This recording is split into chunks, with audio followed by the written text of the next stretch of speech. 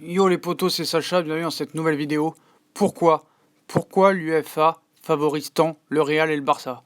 Les adversaires n'en peuvent plus et se plaignent d'un arbitrage complaisant en Ligue des Champions, comme on a pu le voir encore ce soir lors du match Dortmund-Barcelone, où Ter Stegen, lors du pénalty raté par Marco Reus, est vraiment avancé devant sa ligne, au moins 1 mètre devant, et le pénalty aurait dû être retiré, et la VAR n'a même pas été utilisée. Donc beaucoup d'adversaires se plaignent d'un arbitrage complaisant en Ligue des Champions.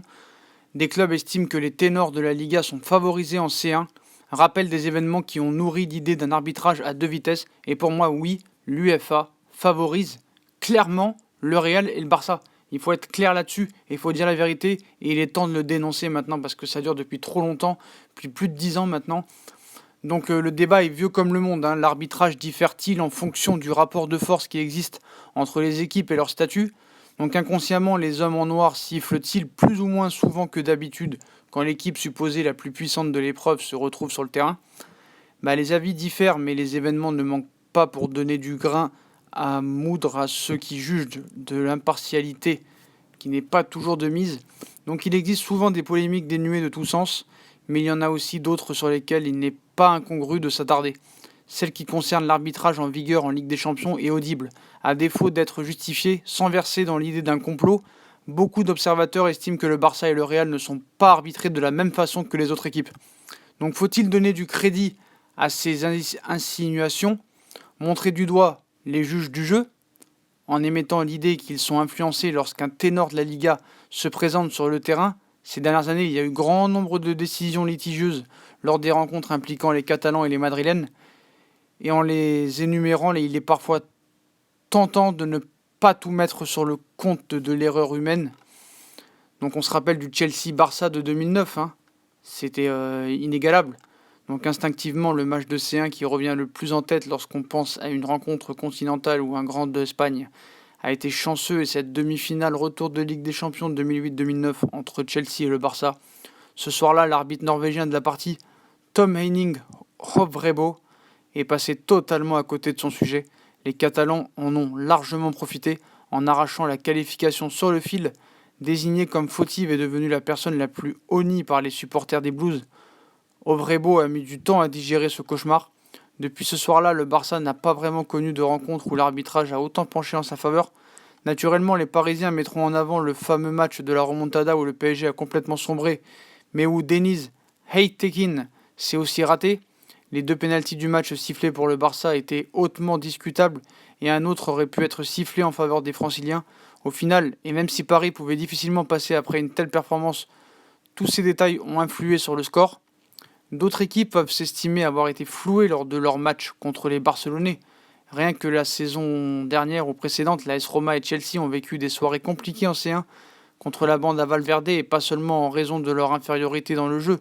Enfin, la Juventus n'a certainement pas oublié la finale de 2015 durant laquelle Paul Pogba avait été privé d'un penalty, un penalty qui, s'il avait été sifflé, aurait pu peut-être changer le cours de la rencontre. Il n'y a pas que contre le Barça que la vieille dame a subi des décisions défavorables.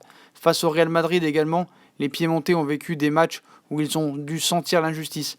Lors du quart de finale aller de la Ligue des Champions, sur le 1-0, l'arbitre a omis de sanctionner une main dans la surface adverse madrilène.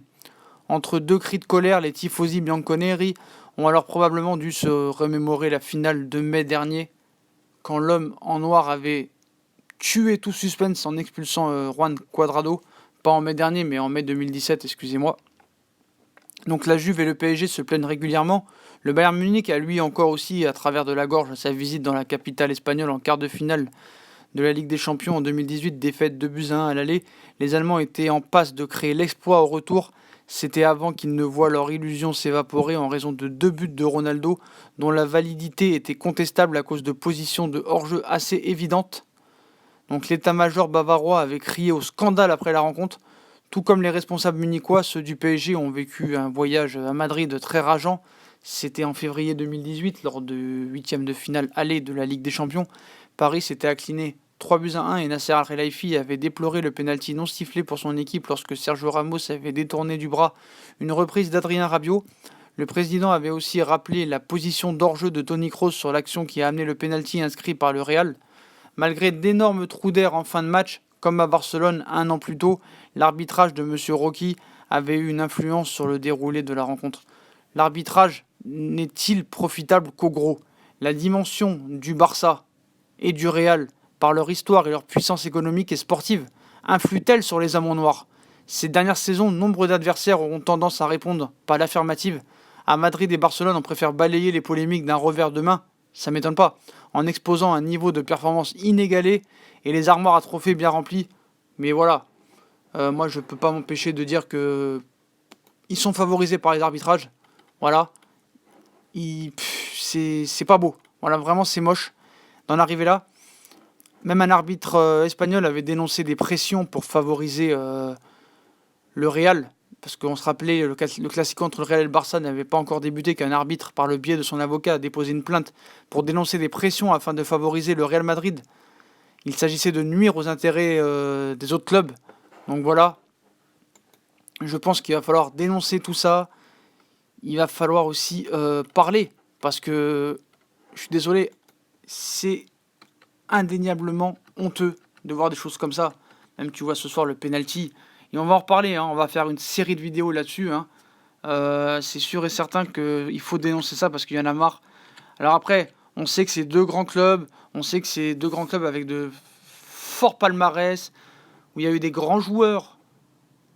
Mais voilà, ils sont favorisés par l'UEFA. Mais pourquoi? C'est ça qu'on veut savoir. Pourquoi? Même on se rappelle à l'époque, il disait Mourinho 3 jours après l'acte 2 des Classicos de mai 2011, les tours de magie de Laporta ou de Cruyff semblent plaire à l'UEFA.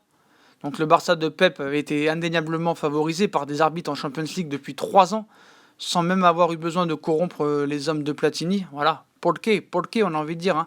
Donc comme souvent par des articles sur l'arbitrage dans le football, afin d'apaiser les colères de certains fans, on rappellera que les arbitres sont humains, c'est sûr. Mais voilà, là depuis 10 ans maintenant, c'est vraiment flagrant que le Barça et le Real sont favorisés. Donc les footix, c'est pas la peine de venir pleurer, c'est une réalité. Voilà.